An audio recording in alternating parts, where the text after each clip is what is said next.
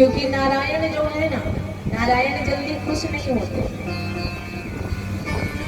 कई वर्षों तक आप भक्ति करेंगे तो भगवान प्रसन्न होंगे, लेकिन माता का ऐसा दया है कि थोड़ा भी अगर ध्यान लगा लो उनकी, जब कोई ध्यान लगाता है तो बड़ी जल्दी दया करती है, और जब उनकी दया हो जाती है तो उन पर भगवान भी दया कर देते हैं।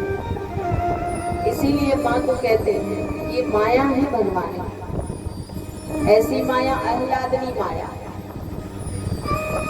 जो प्रसन्न हो जाए तो गोदी में बैठाकर भगवान की गोदी में बैठा देती है। जैसे माँ होती है, बच्चा चाहे कितना गंदा हो,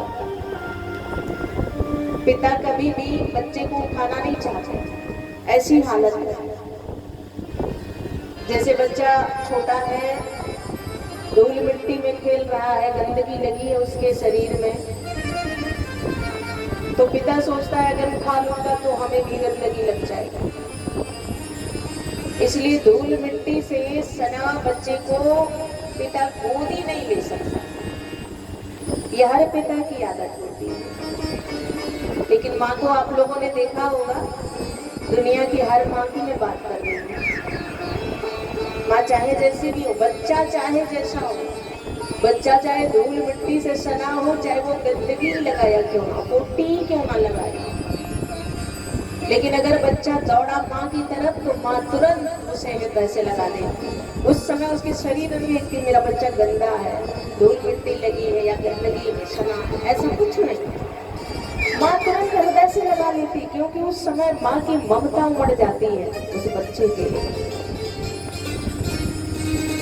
इसीलिए माँओं को हमेशा महान कहा गया, क्योंकि माँ का हृदय महान होता है कि गंदा बच्चे को भी माँ अपने हृदय से लगा लेती। आज इस समाज में, इस दुनिया की मैं बात कर रही हूँ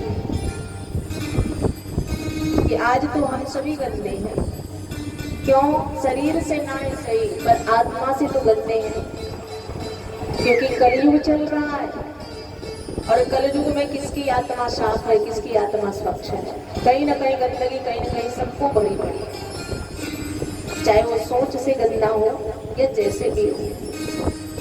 और ऐसी जिंदगी में पाप तो छुएगा नहीं,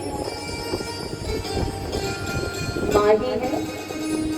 तो इसीलिए माँ के जितने भक्त हैं उसमें आपने देखा होगा बहुत सारे ऐसे भी हैं जो कुटिल भी विचार के होकर भी माँ की भक्ति में झूमते हैं, क्योंकि माँ वैसी है जो क्षमा करती है, उसका एक रूप और है क्षमा। इसीलिए माँ ही हमें स्वच्छ करके, शुद्ध करके भगवान की गोदी तक पहुंचाती है। वो माँ जब गोदी में उठाती है तो बच्चे को साफ सुथरा करके बिल्कुल सुंदर बनाकर, और जब पिता की गोदी में बिठाती है ना, तो पिता भी लाड प्यार करने लगता है बच्चे से।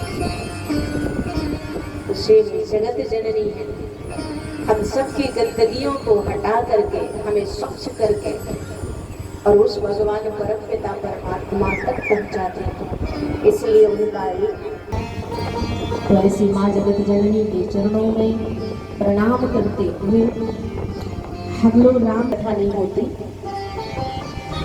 भगवान का श्रवण करेंगे, रसास्वादन करेंगे।